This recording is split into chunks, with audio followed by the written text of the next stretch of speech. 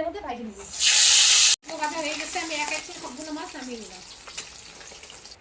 মাছ ভাজার পরে তেল আছে কড়াইয়ে, তাহলে আর একটু তেল দিয়ে আমি মাছের সোমবারে দেবো জিরা, শুকনো লঙ্কা,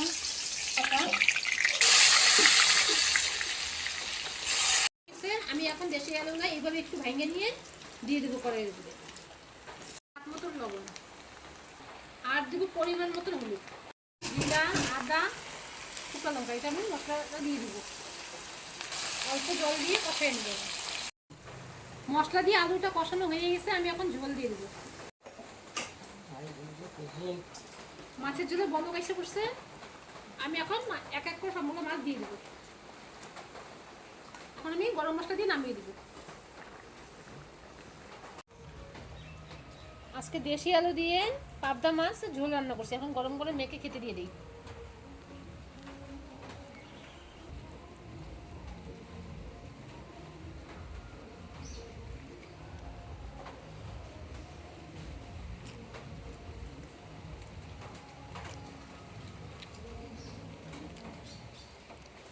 আজকের পাবদা মাছের ঝোলটা হয়তো দারুণ হয়েছে।